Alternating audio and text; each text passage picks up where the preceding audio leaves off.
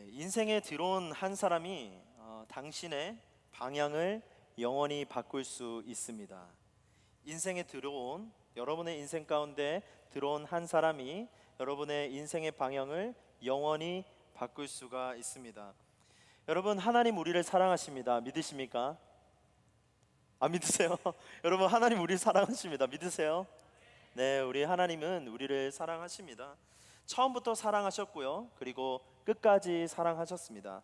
하지만 하나님의 사랑에 비해서 우리의 현실은 조금 달라요. 모두가 나를 좋아하진 않습니다. 심지어 적대감이나 라이벌의 관계를 유지하는 그런 인간관계들도 있습니다.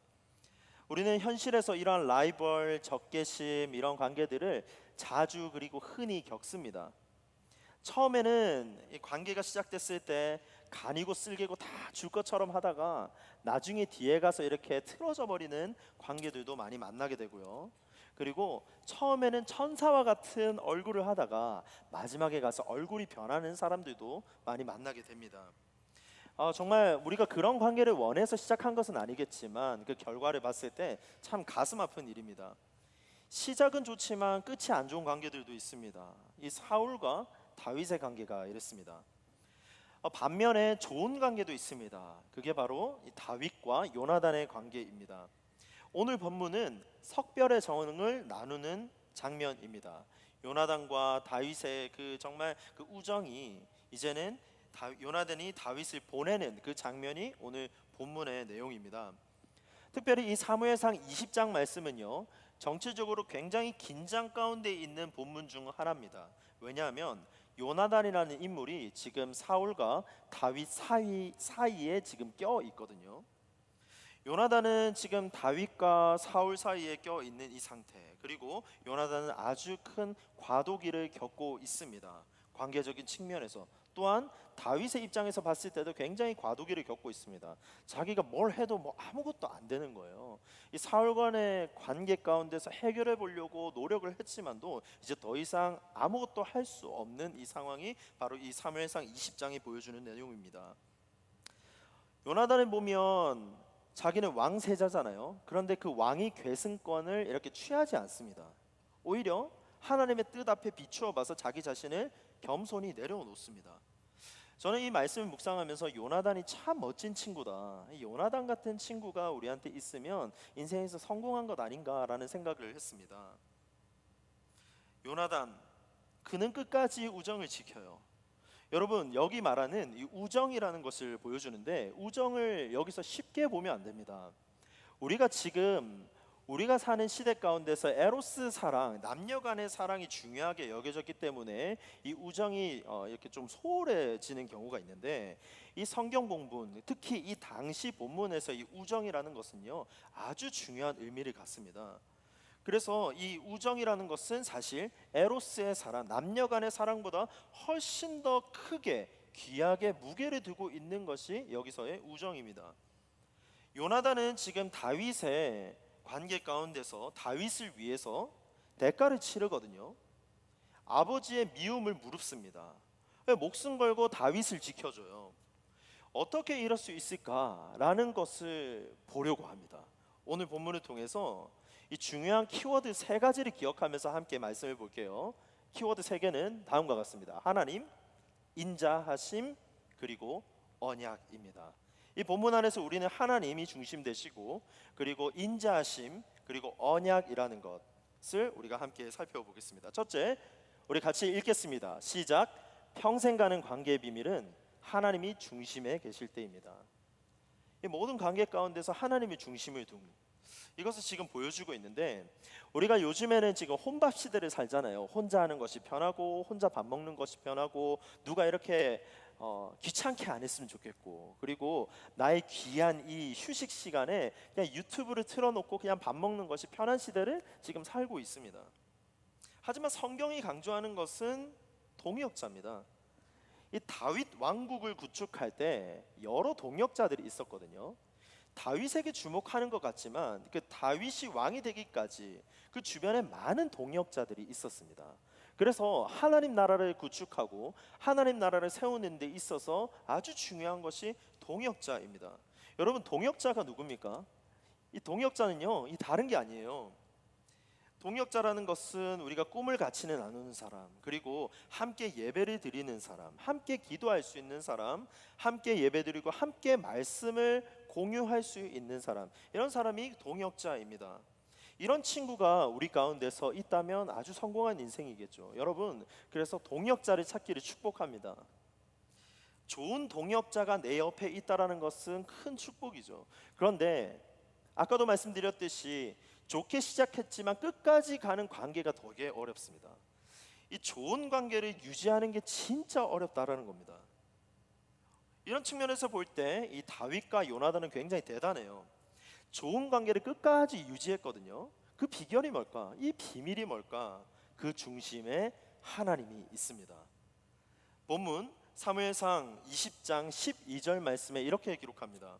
요나단이 다윗에게 이르되 이스라엘의 하나님 여호와께서 증언하시거니와.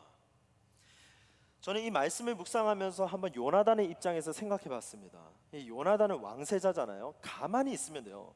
아무것도 안 하고 가만히 있으면 사울 왕이 아버지가 왕위를 넘겨줄 거거든요. 그런데 요나단은 자꾸 뭘 해요.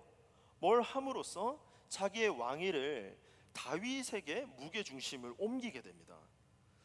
요나단 입장에서도 아마 내적 갈등이 있었을 거예요. 우리가 지금 성경을 보며 우정이라는 한 단어로 요약을 하고 있지만 사실 이 성경 안에서의 행간을 보면 굉장히 수많은 관계들이 얽혀 있을 거란 말입니다.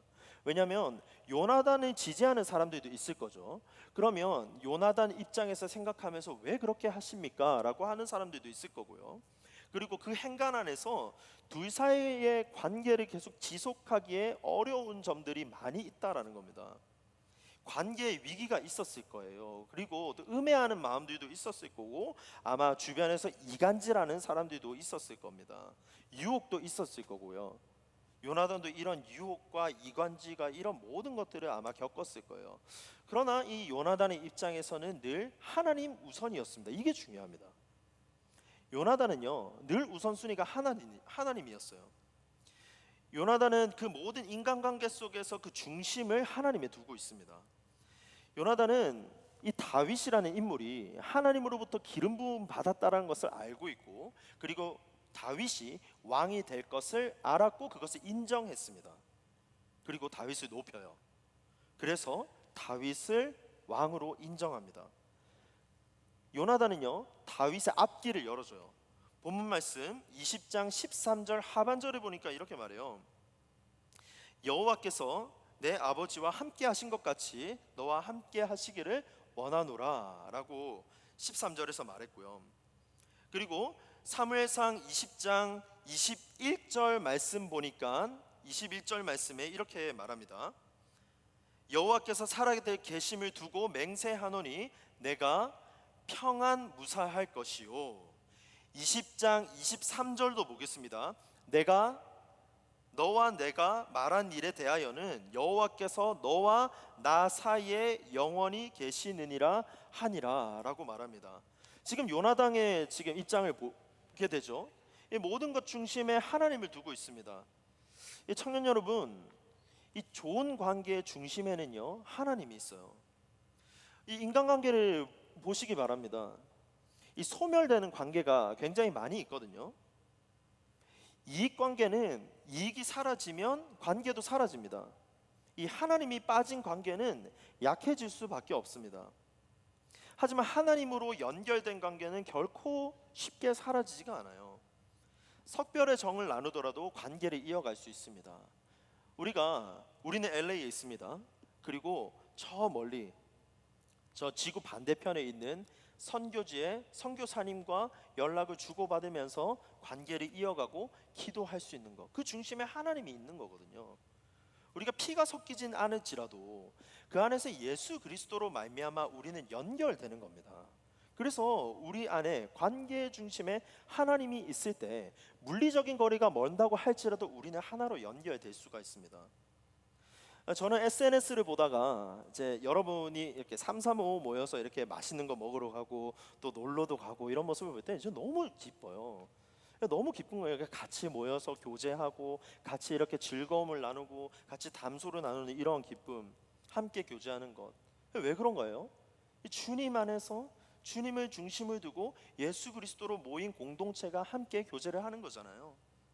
주님이 우리 관계의 증인이 되시고, 주님이 우리 관계의 중심이 되시고, 주님이 우리 관계의 연결고리가 되어 주시는 것. 이 교회의 중심은 주님이잖아요. 주님을 중심에 둔 관계, 이것이 이제 지속하게 만드는 힘입니다.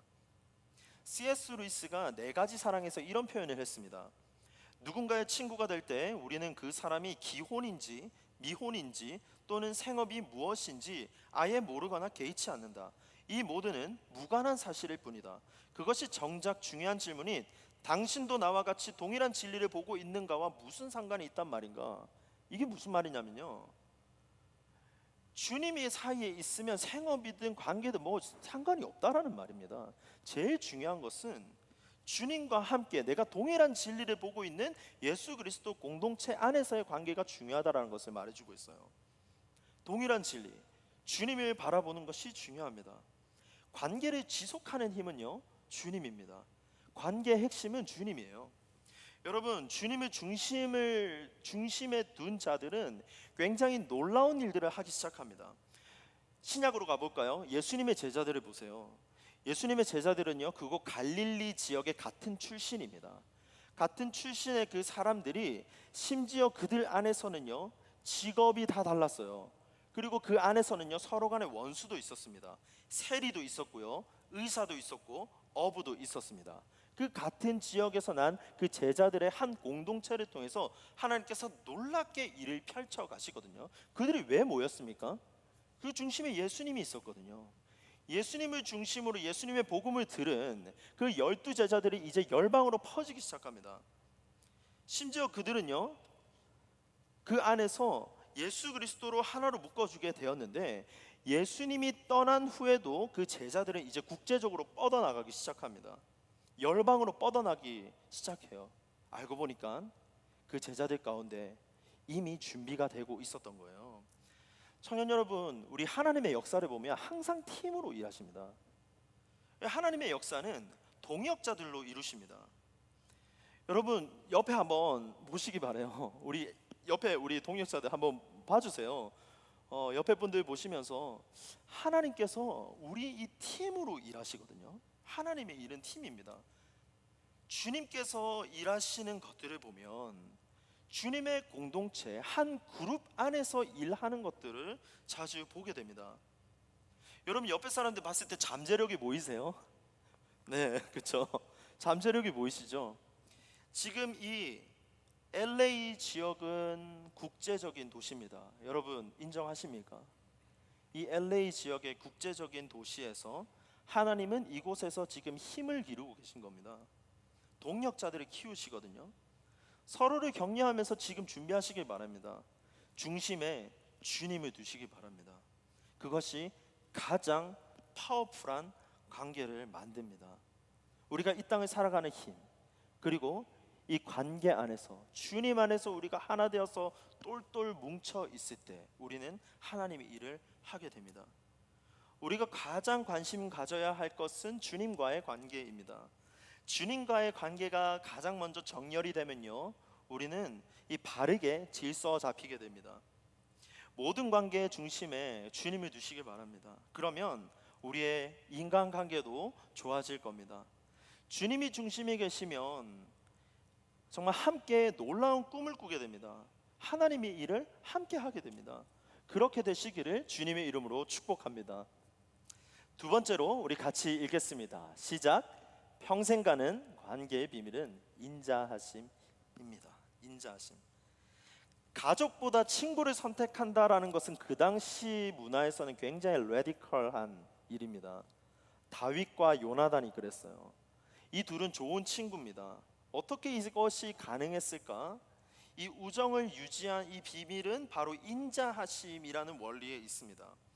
인자하다라는 말, 우리 인자하다라는 말을 들으면 어떤 이미지가 떠오릅니까? 저는 이거 이제 인자하다라는 말을 들었을 때 인자한 할아버지, 인자한 모습, 인자한 웃음, 이런 이미지들이 생각이 났거든요.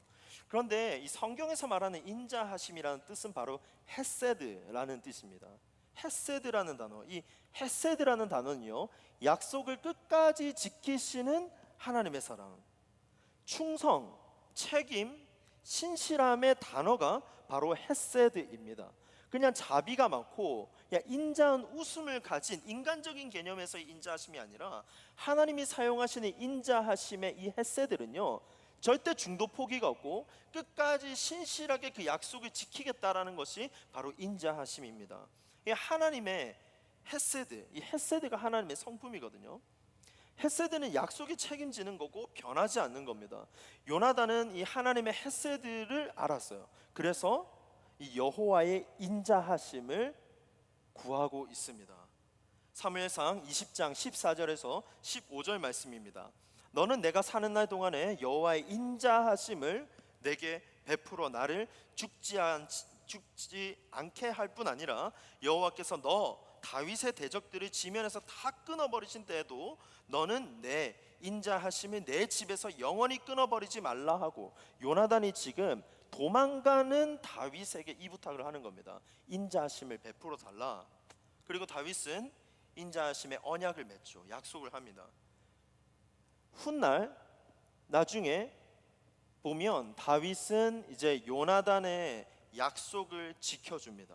그게 뭐냐면 요나단이 죽고 나서 아들 하나가 남았는데 그 이름이 바로 절름발이 무비보셋입니다.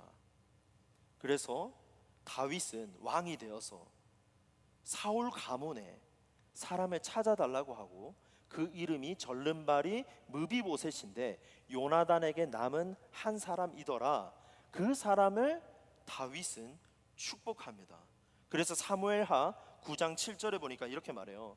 다윗이 그에게 이르되 무서워하지 말라. 내가 반드시 내 아버지 요나단으로 말미암아 내게 은총을 베풀리라. 내가 내 할아버지 사울의 모든 밭이 다 내게 도로 주겠고 또 너는 항상 내 상에서 떡을 먹을지니라 하니 라고 말했어요. 다윗은 요나단과의 약속을 지켰습니다. 헤세드가 정말 이토록 중요한 거예요. 하나님이 여러분에게 은총을 베푸시고 너를 붙드시고 너를 책임지시고 반드시 약속하신다, 반드시 약속을 지킬 것이다 라는 축복이 헤세드입니다. 그래서 여러분의 삶에 하나님의 인자하심, 이 헤세드가 영원토록 가득하기를 주님의 이름으로 축복합니다. 여러분, 헤세드를 믿는 자는요, 놀라운 일이 펼쳐져요. 어떻게 반응하시는지 아십니까? 내어 맡기게 돼요. 내어 맡김. 요나단은 내어 맡길 때 어떤 일이 벌어질지 알았어요. 요나단은 사울에게 위협받는 다윗을 더 이상 이제 붙잡아 두지 않습니다. 이제 다윗을 보내줘요. 사무엘상 20장 21절입니다. 여호와께서 살아계심을 두고 맹세하니 내가 평안 무사할 것이요. 이제 보내주는 거거든요. 사무엘상 20장 22절입니다. 내 길을 가라. 여호와께서 너를 보내셨음이니라. 보내셨다.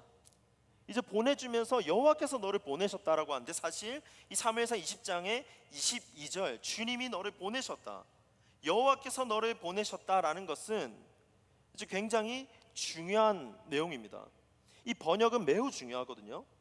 요나단은 지금 다윗의 떠남이 사울의 위협과 사울의 칼로만 여겨진 것은 아니다라고 보고 있습니다.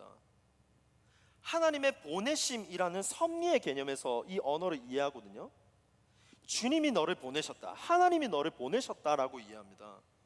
이것은 지금 현실을 부정하는 것이 아니고요, 현실의 아픔보다 더 큰 하나님의 섭리와 그 개념에서 지금 이해하고 있는 모습입니다. 요셉을 한번 볼까요?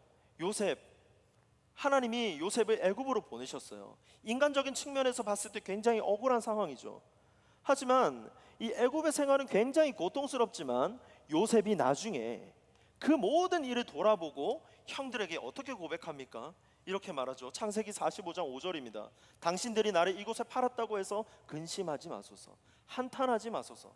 하나님이 생명을 구원하시려고 나를 당신들보다 먼저 보내셨나이다. 하나님의 섭리의 개념입니다.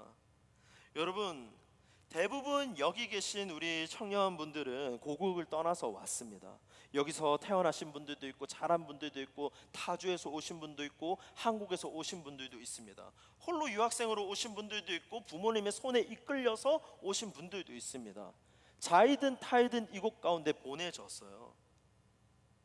그러나 여기 있는 이유가 있습니다. 그게 뭐냐면 하나님은 너를 보내셨습니다 라는 겁니다.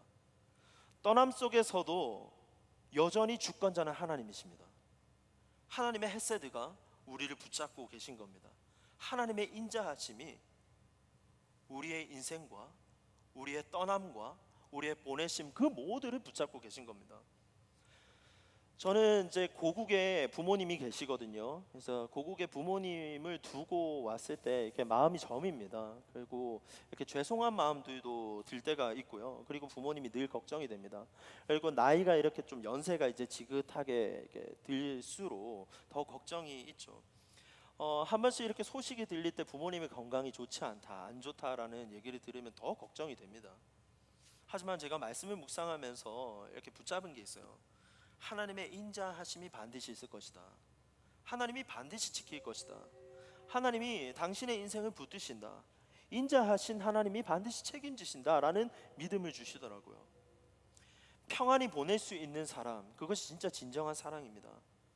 쥐고 있는 것이 사랑이 아닙니다. 쥐고 있는 것은요, 집착이에요. 느슨하게 놓아줘야 됩니다. 느슨하게 놔야지 하나님이 잡을 수가 있어요. 우리가 느슨하게 놓아졌을 때 하나님께서 이제 만지기 시작합니다. 하나님은 우리를 위해서 예수 그리스도도 내어주시거든요. 관계의 영적 깊이는요, 하나님 앞에서 서로가 서로 자기 자신을 내려놓을 때 있는 겁니다. 둘 사이의 관계에서 내 생각대로 대부분 이루어지고 있다면 한번 상상해 보겠습니다. 여러분, 두 사람의 관계가 있어요.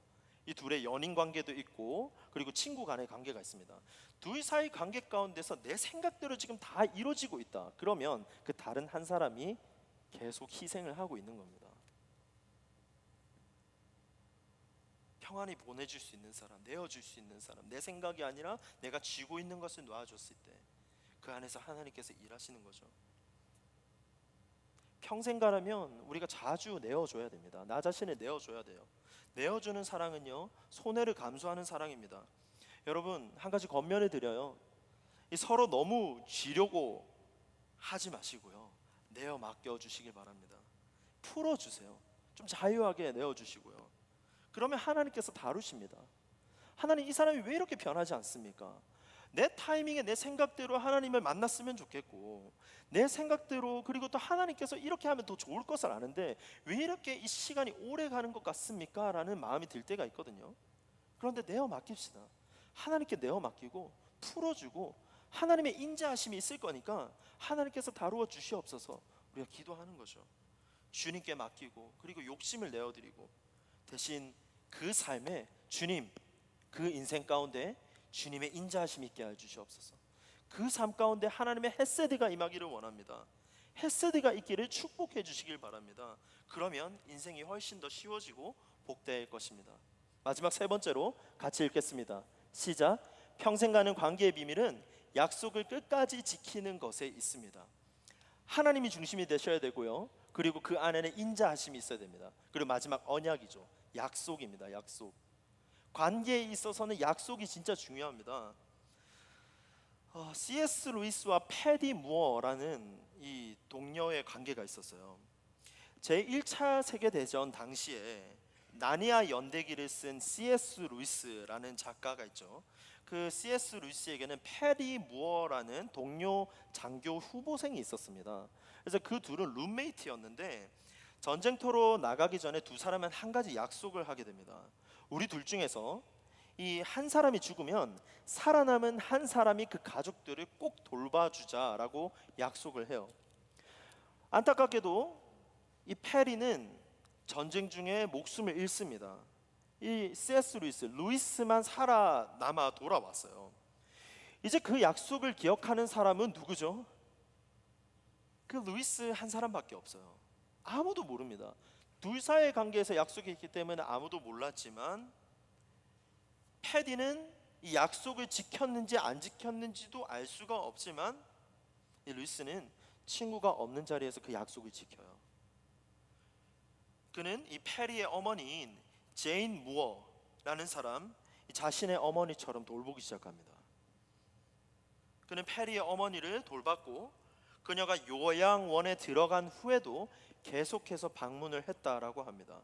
죽을 때까지 거의 매일 방문을 했대요. 루이스는 그녀가 세상이 끝날까지 끝까지 책임을 집니다. 약속의 진실함, 이것은 그 사람이 보이지 않되 지키는 거죠. 아무도 확인하지 않고 약속을 깨뜨려도 책임을 묻는 사람이 아무도 없을 때 지키는 것이 바로 신실함입니다. 여러분, 지키지 못할 약속은 하지 말고 약속을 했으면 반드시 지켜야 합니다. 하나님 앞에서 약속했다면 상황이 달라져도 그 약속을 소중히 여겨야 됩니다. 다윗과 요나단, 하나님 앞에서 약속하죠. 사무엘상 20장 16절입니다. 이에 요나단이 다윗의 집과 언약하기를 약속을 맺었습니다. 하나님을 두고 약속을 맺었어요. 요나단이 다윗을 돕는 것 정말 위험한 일이거든요. 아버지의 분노도 살 수 있습니다. 아버지가 아닌 다윗 편에 섰던 요나단의 입장, 목숨이 위태합니다. 그러나 요나단은 다윗과의 약속을 저버리지 않습니다. 끝까지 약속을 지키거든요. 요나단은 다윗에게 이렇게 말합니다. 사무엘상 20장 19절입니다. 너는 사흘 동안 있다가 빨리 내려가서 그 일이 있던 날에 숨었던 곳에 이르러 에셀 바위 곁에 있으라. 이 장면이 이제 다윗에게 피할 출구를 지금 만들어 주는 거거든요. 에셀 바위에 서 있으라. 그러면 내가 도망갈 타이밍을 지금 알려줄 테니까 그때 넌 도망가면 된다라는 것을 지금 전개하고 있습니다. 에셀 바위는 다윗과 요나단이 다시 만나기로 한 장소입니다. 다윗은 그곳에 지금 숨어 있고요. 그리고 요나단은 화살을 쏘아서 바위에 그 화살을 맞췄을 때 그 도망갈 타이밍을 알려주고 있습니다. 에셀 바위에서 다윗은 몸을 숨기고 있고 피하고 있습니다. 에셀 바위는 요나단과 다윗이 다시 만날 장소거든요. 에셀 바위는 바로 약속의 장소입니다. 다윗과 요나단은 이제 우정을 서로 확인했고 그리고 언약을 맺습니다. 그러나 우정은 이 말로 끝나지가 않아요. 요나단은 위험을 감수하고 살리죠. 이 한 사람의 용기로 말미암아 한 사람의 인생이 완전 바뀌게 됩니다.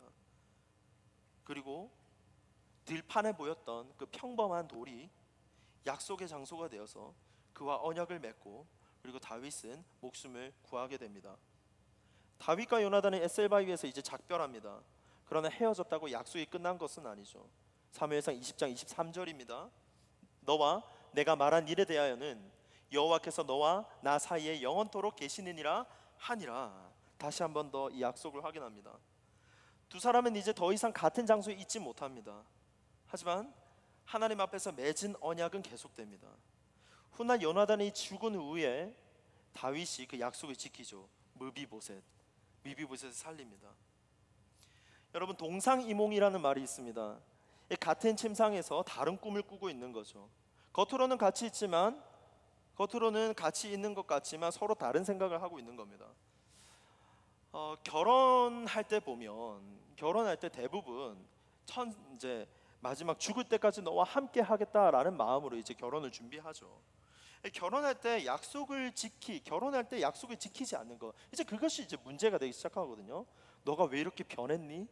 너 이렇게 하지 않았잖아. 연애할 때는 이러지 않았잖아. 근데 왜 결혼했으면 왜 이렇게 바뀌었니? 이런 것들 때문에 이제 마음의 상처들이 오는 거거든요. 그래서 이게 처음에 마음이 자꾸 변심했다라는 것 때문에 서로에게 이렇게 상처를 받게 됩니다. 결혼 상담을 하면 보통 이제 커플들에게 이런 조언들을 많이 합니다. 이 소원해진 이 관계가 이렇게 멀어지게 된다면 과거에 돌아봐서 첫 연애, 처음 사랑을 느꼈던 그 장소로 돌아보면 좋겠다라는 거죠. 여러분, 우리가 인간관계에서도 그렇고 연애 관계에서도 그렇고 하나님 관계도 마찬가지입니다. 우리의 관계가 소원해졌을 때 첫사랑을 돌아보는 겁니다. 하나님과의 관계가 흔들릴 때, 나 자신과의 약속이 흔들릴 때, 동역자들과의 관계가 멀어졌을 때 나를 다시 붙드는 에셀 바위가 있는가, 이것을 우리는 질문을 해봐야 되죠. 이 에셀 바위에서 내가 하나님과 내가 당신과의 약속을 지켰던 그 자리, 내가 결혼하고 나면 내가 교제했을 때 우리가 한 시간에 떼어놓고 주님께 기도하자, 한 시간에 떼어놓고 주님의 말씀의 자리로 가자, 그것이 변심이 되면서 우리의 마음에 거리가 생기기 시작합니다. 그럴 때 우리에게 돌아보는 것은 나에게 에셀바이는 무엇인가? 나를 돌아보게 하는 것은 무엇인가? 여러분의 에셀바이를 찾으시기를 바랍니다. 그곳에서 십자가를 붙드시기 바라요. 약속을 붙들 수 있는 능력은 십자가에서 나오는 겁니다. 십자가는 약속을 지켰습니다. 십자가의 원리는 약속을 붙드신 겁니다. 십자가는요 절대 배신하지 않았어요. 그러므로 여러분의 에셀 바위에서 십자가를 붙드시길 바랍니다. 매일 앉아 있는 의자가 있을 거예요. 여러분이 예배 드리는 이 공간에 이 의자가 있을 겁니다. 이곳을 에셀 바위로 정하시길 바랍니다. 그리고 매일 나오는 기도의 자리, 그리고 새벽의 자리, 차 안에서 기도하는 그 시간, 아침에 출발하기 전에 정했던 하나님과의 관계의 시간, 그것이 우리의 에셀바이가 될 수가 있습니다. 산책하면서 루틴하게 기도하는 시간, 그 시간이 나의 에셀바이가 될 수 있고요. 동역자들과 함께 같이 붙들었던 말씀이 에셀바이가 될 수도 있습니다. 그리고 정해진 시간에 안부와 격려의 메시지를 보내는 것, 그것 또한 에셀바이가 될 수가 있겠죠. 기도 노트가 있고요. 그리고 성경 구절이 있고 중보기도 동역자들의 메시지가 에셀바이가 될 수 있습니다. 에셀바이로 나가서 십자가를 붙드시기 바랍니다. 모든 관계의 중심에는 주님입니다. 주님이 중심이 되어주시면 우리의 관계도 다 풀어주십니다. 십자가 안에서 모든 관계의 해결책이 있습니다. 십자가 안에서는요 끈기의 원리도 담겨 있어요. 십자가가 끈기의 원리가 담겨 있고 십자가를 붙들면 우리는 끈기가 생기는 겁니다. 에셀바이로 나가셔서 십자가를 붙드시길 바라고요. 그러면 나와 하나님, 나와 이웃 간의 관계를 좀 더 좁힐 수가 있습니다. 그래서 이번 한 주간 여러분의 에셀바이로 나가시길 바랍니다. 그것이 차 안이든, 그것이 기도의 자리든, 그것이 아침에 묵상하는 큐티의 자리든, 아니면 점심시간에 함께하는 기도 모임이든, 여러분의 에셀바위에서 십자가를 붙드시고 그리고 그 안에서 하나님께서 풍성하게 베풀어 주시는 은혜를 경험하시기를 바랍니다. 말씀을 정리할게요. 오늘 다시 우리의 에셀바위로 돌아가기를 바랍니다. 사랑하는 청년 여러분, 이 평생 가는 관계는 저절로 만들어지지 않습니다. 좋은 감정만으로, 그리고 자주 만나는 것으로 오래 갈 수가 없어요. 함께 하나님을 바라보고 함께 하나님 앞에서의 약속들을 지킬 때 그 안에서 하나님께서 그 관계를 점점 더 확장시켜 가십니다. 하나님 앞에서 한 약속을 끝까지 지킬 수 있는 신실함이 우리에게 있어야 합니다. 오늘 다시 우리의 에셀바이로 돌아갑시다. 기도의 자리로 돌아가고요, 말씀의 자리로 돌아가고, 하나님께서 나에게 은혜를 베풀어 주신 그 바위, 그 자리 가운데 나아가서 십자가 앞으로 돌아가고 그곳에서 하나님의 음성을 다시 들으시기 바랍니다. 아, 하나님이 그 시간에 나에게 은혜를 주셨구나. 아, 하나님이 이 자리에 나아갔을 때 나에게 은혜를 베푸셨지를 이번 한 주간 경험하시기를 바랍니다. 하나님과의 약속을 지키시고요, 그리고 사랑하는 사람들과의 약속을 지키시고, 그리고 그러함으로 말미암아 여러분의 인생 가운데 하나님의 무한하신 헤세드, 하나님의 신실하심, 하나님의 끝까지 붙드심, 그것을 발견하는 우리 한 주가 되기를 주님의 이름으로 축복합니다. 기도하겠습니다.